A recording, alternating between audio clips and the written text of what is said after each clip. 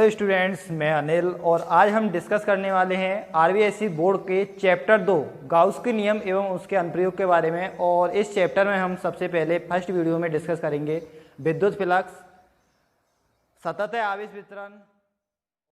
तो सबसे पहले लेते हैं विद्युत फ्लक्स। विद्युत फ्लक्स यानी कि इलेक्ट्रिक फ्लक्स किसे कहते हैं, इलेक्ट्रिक फ्लक्स क्या होता है।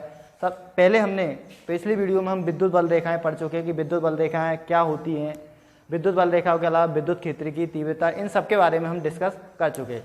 तो विद्युत फ्लक्स की जो डेफिनेशन होती है वो इस तरह से होती है, किसी विद्युत क्षेत्र में स्थित किसी पृष्ठ से लंबवत गुजरने वाली विद्युत बल रेखाओं की संख्या को उस पृष्ठ से संबद्ध विद्युत फ्लक्स कहते हैं। विद्युत क्षेत्र में किसी पृष्ठ से और कैसे लंबवत गुजरने वाली विद्युत बल रेखाओं की संख्या को हम क्या कहते हैं, उस पृष्ठ से संबद्ध विद्युत फ्लक्स कहते हैं। विद्युत फ्लक्स एक अदिश राशि होती है और इसे एक फाई से प्रदर्शित करते हैं। तो ये हमारी मान के चलो क्या है, एक समान विद्युत क्षेत्र है। और एक समान विद्युत क्षेत्र में हम जानते हैं विद्युत बल रेखाएं समान दूरी पर स्थित होती है और क्या होती हैं, समांतर होती है। अब इसमें यदि मान के चलो एक पृष्ठ है एस क्षेत्रफल का जो इसमें स्थित है, कितने कोण पे, थीटा कोण पे, यानी कि इस पृष्ठ के जो तल है यानी क्षेत्रफल की जो दिशा है ये क्या है, डीएस वेक्टर है इस दिशा में, और ये हमारी विद्युत क्षेत्र की दिशा है कैसे, इस दिशा में। दोनों के बीच में कोण कितना है, थीटा है। दोनों के बीच में कोण कितना है, थीटा है।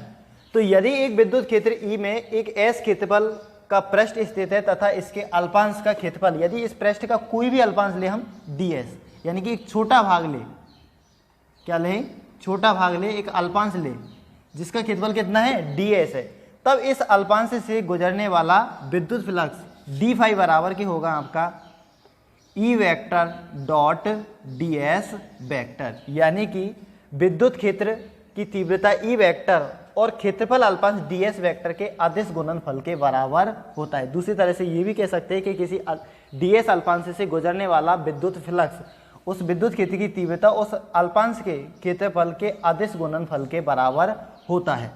यदि यहाँ पर डॉट का चिन्ह हटाए यानी कि अदिश गुणनफल करें तो ये आएगा आपका डी फाई बराबर के E D S cos theta, क्योंकि हम जानते हैं कि जब अदिश गुणनफल करते हैं तो क्या आता है, कॉस थीटा आता है, यानी डी फाई बराबर क्या आता है आपका E D S cos theta. अब सबसे पहले हम यहाँ पर इसको समझ लें कि लंबवत, देखिए अगर मान के चलो लंबवत है, इस तरह से है, पृष्ठ कैसे है हमारा, ये हमारा विद्युत क्षेत्र है ई वेक्टर और पृष्ठ हमारा इस तरह से है, यानी कि तो इस पृष्ठ से ये जो गुजर रही, ये जो रेखाएं गुजर रही हैं, विद्युत बल रेखाएं हैं, ये इसके क्या है, लंबवत है।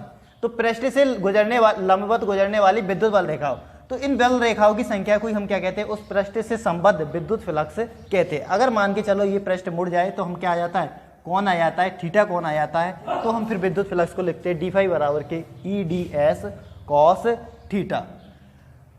अतः तो ये तो हमने लिया था एक अल्पांश से कि डीएस अल्पांश से कितना फ्लक्स गुजरेगा। अतः संपूर्ण पृष्ठ से गुजरने वाला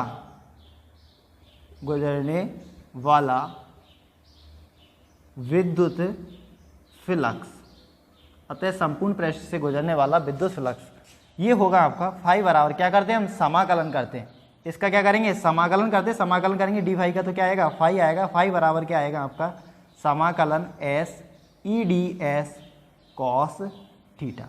तो ये हो जाएगा आपका संपूर्ण पृष्ठ से गुजरने वाला विद्युत फ्लक्स, जहाँ समाकलन एस का मतलब है पृष्ठ समाकलन। हमें इस पृष्ठ का, क्योंकि हम जानते हैं कि जब मान के चलो एक से अधिक संख्याएं होती है तो उनको क्या करते हैं, समेशन के द्वारा जोड़ते हैं। लेकिन यदि वो सतत रूप से हो, कंटिन्यू रूप से हो, तो उसको क्या करते हैं हम, समाकलन के चिन्ह के द्वारा। क्योंकि समाकलन हमारा क्या करता है, सतत योग को व्यक्त करता है। समाकलन किसे व्यक्त करता है, सतत योग को व्यक्त करता है। तो इस पृष्ठ के क्या हो सकते हैं, कई अल्पांश हो सकते हैं, उन सभी अल्पांशों से गुजरने वाला जो फ्लक्स होगा फाई बराबर के, वो क्या होगा, समाकलन S E D S cos theta, E D S cos theta. अदिश राशि है, विद्युत क्षेत्र की तीव्रता जो विद्युत फ्लक्स है वो कैसी है, अदिश राशि है, इसलिए इसकी दिशा नहीं होगी। मात्रक देखें तो मात्रक क्या होगा, क्योंकि ई विद्युत क्षेत्र की तीव्रता का मात्रक होता है न्यूटन प्रति कूलम, और डीएस क्या है, क्षेत्रफल है, और क्षेत्रफल का मात्रक क्या होता है, मीटर स्क्वायर। तो मात्रक होगा इसका न्यूटन मीटर स्क्वायर प्रति कूलम। दूसरा मात्रक यदि हम देखें तो दूसरा मात्रक होता है इसका वोल्ट इनटू के मीटर।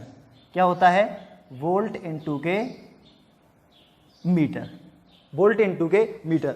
अब हमने इससे पहले वाले वीडियो में विद्युत क्षेत्र की तीव्रता, विद्युत क्षेत्र की तीव्रता की एक परिभाषा दी थी। और विद्युत क्षेत्र की तीव्रता की परिभाषा की क्या दी थी कि विद्युत क्षेत्र में स्थित किसी एकांक धनावेश पर लगने वाले बल को हम क्या कहते हैं, विद्युत क्षेत्र की तीव्रता कहते हैं। लेकिन विद्युत बल रेखाओं के आधार पर यहां हम देखें कि d बराबर के क्या है, EDS है। क्या है, EDS। यदि ds बराबर के 1 हो, यानी कि क्षेत्रफल क्या हो, हमारा एकांक हो, तो d बराबर के क्या आ जाता है, E आ जाता है। d बराबर के क्या आ जाता है, E आ जाता है। तो यहां से विद्युत क्षेत्र की तीव्रता की दूसरी परिभाषा क्या बनती है, विद्युत क्षेत्र में स्थित किसी पृष्ठ, किसी एकांक पृष्ठ से, किससे, किसी एकांक पृष्ठ से लंबवत गुजरने वाली विद्युत बल रेखाओं की संख्या को हम क्या कहते हैं, उस पृष्ठ से संबद्ध विद्युत क्षेत्र की तीव्रता कहते हैं। तो ये आपकी विद्युत क्षेत्र की तीव्रता की क्या हो जाएगी, दूसरी परिभाषा हो जाती है। अब यहां पर हम थोड़ा सा इस तरह से समझे कि थीटा के आधार पर विद्युत फ्लक्स किस तरह से होगा। यहां पर दिया हुआ है आपका d बराबर की EDS cos थीटा। यदि थीटा बराबर के कितना हो, 0 डिग्री, थीटा बराबर के क्या हो, 0 डिग्री हो, यानी कि जो पृष्ठ है वो हमारा कैसा हो, ऐसे हो, यानी कि जो पृष्ठ तल का जो है वो इसी दिशा में हो। ई वेक्टर जिस दिशा में है उसी दिशा में हमारा क्या हो, तल हो, यानी कि समांतर हो। तो थीटा बराबर कितना होगा, 0 डिग्री होगा। और थीटा बराबर 0 डिग्री होगा तो d बराबर के क्या होगा, EDS होगा।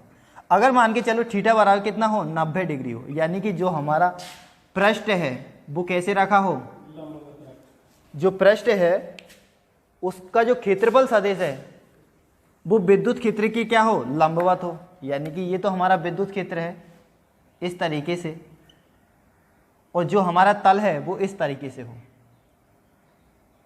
जो तल है हमारा वो इस तरीके से स्थित हो। थोड़ा सा चित्र सही कर देते हैं, इस तरीके से हो। तो इसके जो तल की दिशा है वो किस तरफ होगी, ऊपर की ओर होगी। कहाँ होगी, ऊपर की, यानी कि इससे कोई भी विद्युत बल रेखाएं नहीं गुजरेंगी। तो इधर की तरफ ई वेक्टर और ds वेक्टर क्षेत्रफल की दिशा क्या हो गई, ऊपर, यानी कि दोनों के बीच में एंगल कितना हो गया, 90 डिग्री का हो गया। 90 डिग्री का हो गया, यानी कि ये जो तल है वो हमारा कैसे हो गया, विद्युत बल रेखाओं के इस तरह से हो गया।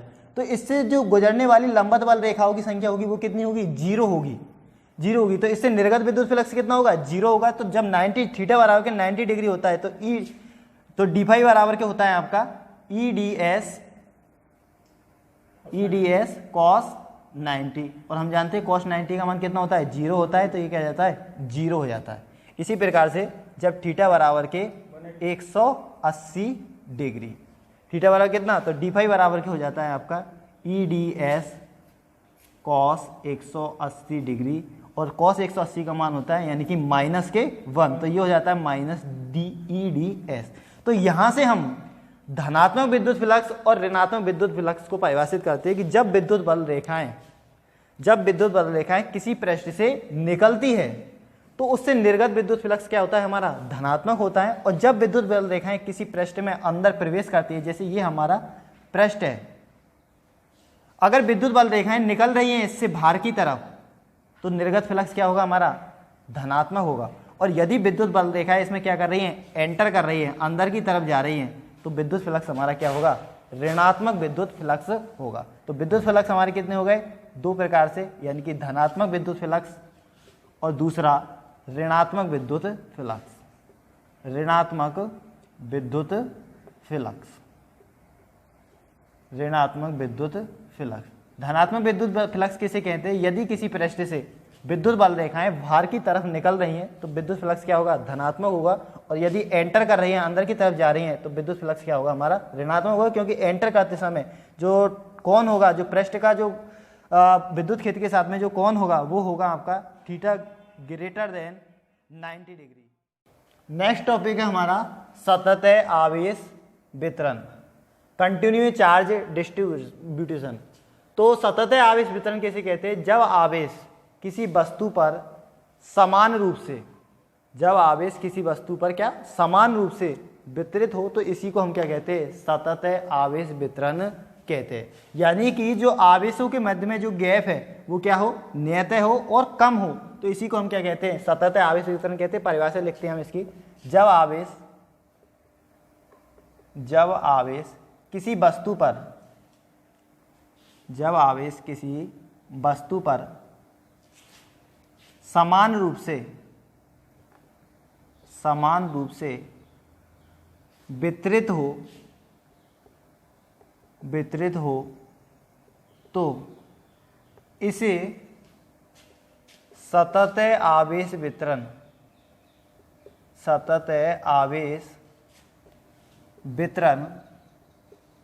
कहते हैं, सतत आवेश वितरण कहते हैं। अब हमारा किस प्रकार की वस्तु पर वितरित है, इस आधार पर आवेश वितरण क्या होता है, 3 प्रकार का होता है। यदि एक विमीय में वितरित है तो उसे कहते हैं हम रेखीय आवेश वितरण। यदि 2 विमा में या किसी पृष्ठ पर वितरित है तो इसे क्या कहते हैं हम, पृष्ठीय आवेश वितरण। और यदि किसी आयतन में आवेश समान रूप से वितरित है तो इसे हम क्या कहते हैं, आयतन आवेश वितरण। तो आवेश वितरण हमारा कितने प्रकार का होता है, 3 प्रकार का होता है। कितने प्रकार का, 3 प्रकार। 3 प्रकार कौन कौन से हैं, नंबर 1 रेखीय आवेश वितरण, सेकंड है पृष्ठ आवेश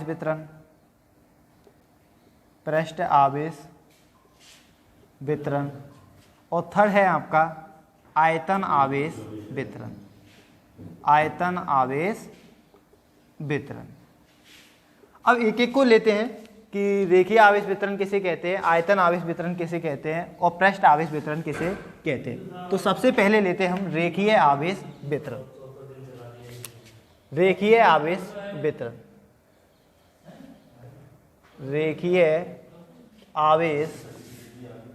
वितरण, जब आवेश किसी सरल रेखा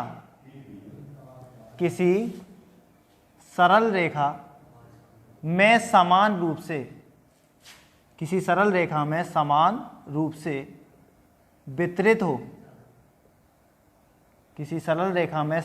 से वितरित हो, तो इसे रेखीय आवेश वितरण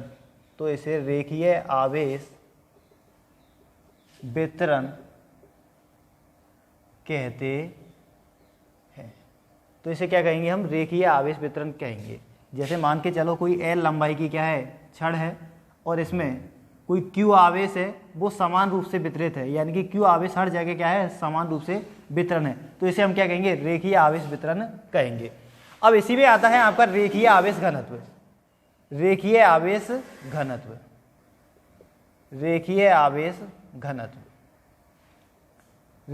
घनत्व है, इसे हम कैसे लैम्बडा से व्यक्त करते हैं। रेखीय आवेश घनत्व कैसे कहेंगे, किसी जैसे चालक तार है या कोई भी है L लंबाई का, तो प्रति एकांक लंबाई पर उपस्थित आवेश को ही हम क्या कहेंगे, रेखीय आवेश घनत्व कहते हैं। प्रति एकांक लंबाई में उपस्थित आवेश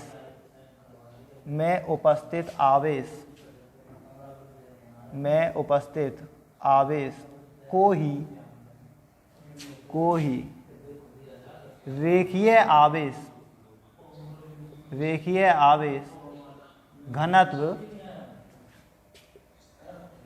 आवेश घनत्व कहते हैं। इससे किससे व्यक्त करते हैं, लैम्बडा से व्यक्त करते हैं। यदि किसी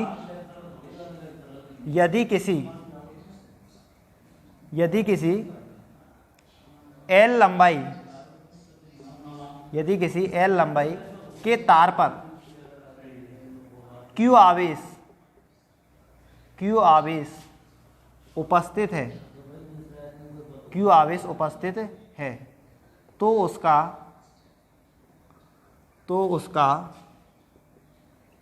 रेखीय आवेश घनत्व, यदि मान के चलो कोई L लंबाई का चालक है और उस पर Q आवेश उपस्थित है, तो उसका रेखीय आवेश घनत्व होगा लैम्बडा बराबर के Q अपॉन के L। क्या होगा, लैम्बडा बराबर के Q अपॉन के L। रेखीय आवेश घनत्व क्या होगा? Q अपॉन के L, क्योंकि हमने परिभाषा क्या दी है? प्रति एकांक लंबाई में उपस्थित आवेश को ही रेखीय आवेश घनत्व कहते हैं। तो यदि मान के चलो इसमें L लंबाई में कितना आवेश है? Q आवेश है, तो प्रति एकांक यानी इकाई लंबाई पे कितना आवेश होगा? Q अपॉन की L। और इकाई लंबाई पे उपस्थित आवेश को ही हम क्या कहते हैं? रेखीय आवेश घनत्व कहते हैं। तो लैम्बडा बराबर क्या हो गया आपका? Q अपॉन के L, और मात्रक हो जाएगा इसका, Q का मात्रक कूलम और लंबाई है तो लंबाई का मीटर, तो कूलम प्रति मीटर इसका क्या हो जाएगा? मात्रक हो जाएगा। सेकंड है हमारा पृष्ठ आवेश वितरण। सेकंड हेडिंग कौन सी है हमारी? पृष्ठ आवेश वितरण। तो पृष्ठ आवेश वितरण नाम से ही स्पष्ट है, जब आवेश किसी पृष्ठ पर सतत या समान रूप से वितरित हो तो इसे हम क्या कहते हैं? पृष्ठ आवेश वितरण कहते हैं। तो सेकंड है हमारा पृष्ठ आवेश वितरण। तो परिभाषा होगी इसकी, जब आवेश किसी पृष्ठ पर समान रूप से वितरित हो तो इसे पृष्ठ आवेश वितरण या पृष्ठीय आवेश वितरण कहते हैं। पृष्ठ आवेश वितरण से संबंधित जो घनत्व होता है वो होता है आपका पृष्ठीय आवेश घनत्व। और पृष्ठीय आवेश घनत्व को हम किससे? सिग्मा से व्यक्त करते हैं। पृष्ठीय आवेश घनत्व किसे कहते हैं? मान के चलो कोई पृष्ठ है, पृष्ठ का मतलब जिसकी दो विमाओं में जिसकी लंबाई हो चौड़ाई हो, यानी कि जिसकी जो मात्रक है वो मीटर स्क्वायर में हो या सेंटीमीटर स्क्वायर में यानी वर्ग मीटर में हो। तो जैसे मान के चलो कोई ये पृष्ठ है और इस पर Q आवेश समान रूप से वितरित है। इस पृष्ठ का क्षेत्रफल मान के चलो कितना है? A है। कितना है? A है। तो पृष्ठीय आवेश के घनत्व किसे कहेंगे? एकांक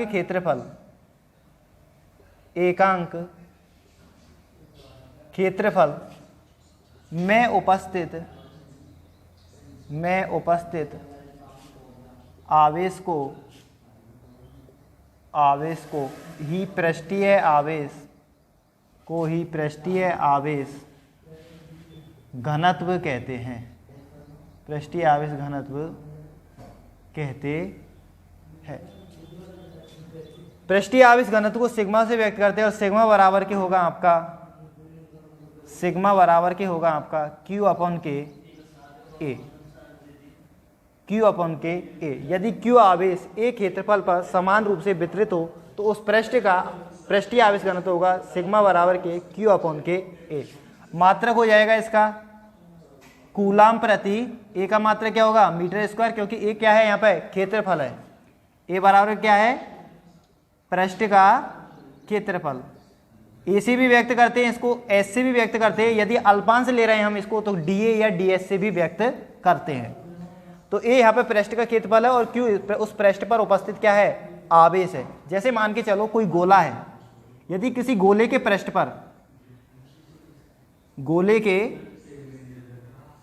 पर Q आवेश समान रूप से वितरित है तो उस गोले का पृष्ठ आवेश घनत्व होगा सिग्मा बराबर के Q अपॉन के, और गोले का पृष्ठीय क्षेत्रफल क्या होता है? 4 पाई r स्क्वायर, जहाँ r क्या है? गोले की त्रिज्या। r क्या है? गोले की त्रिज्या। और ये 4 पाई r स्क्वायर क्या है? गोले का पृष्ठीय क्षेत्रफल है, तो उसका पृष्ठीय आवेश घनत्व होगा सिग्मा बराबर के Q अपॉन के 4 पाई r स्क्वायर। तीसरा है जो वितरण है हमारा आवेश का वितरण, वो है आपका आयतन आवेश वितरण। ये भी बिल्कुल नाम से ही इसकी परिभाषा स्पष्ट होती है कि जब आवेश किसी आयतन में समान रूप से वितरित हो तो इसे आयतन आवेश वितरण कहते हैं। किसमें वितरित हो? आयतन में वितरित हो। तो थर्ड है हमारा आयतन आवेश वितरण। तो परिभाषा होगी इसकी, डेफिनेशन होगी, जब आवेश किसी आयतन में समान रूप से वितरित हो तो इसे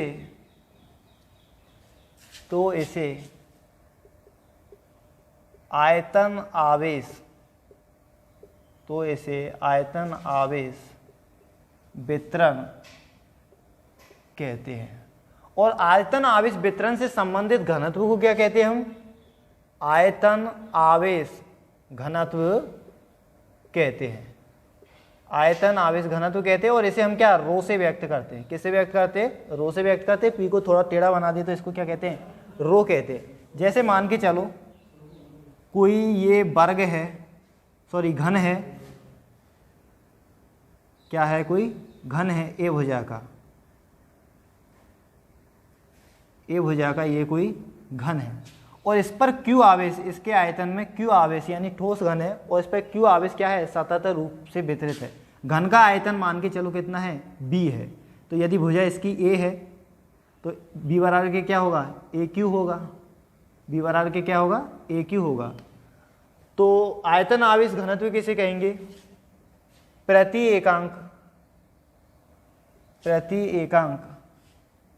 आयतन में उपस्थित आवेश, यानी कि एक इकाई आयतन में कितना आवेश बट में आ रहा है उसी को हम क्या कहेंगे? आयतन आवेश घनत्व कहेंगे। तो प्रति एकांक आयतन में उपस्थित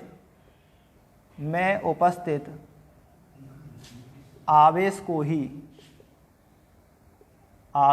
ही आयतन आवेश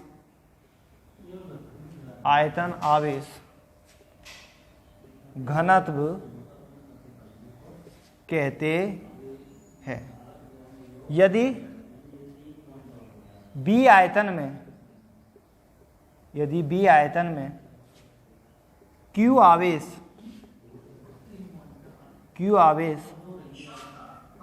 सतत रूप से वितरित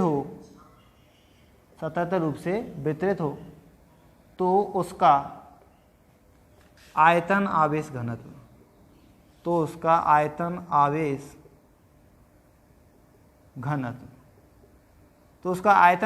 होगा रो बराबर के आवेश बटे के आयतन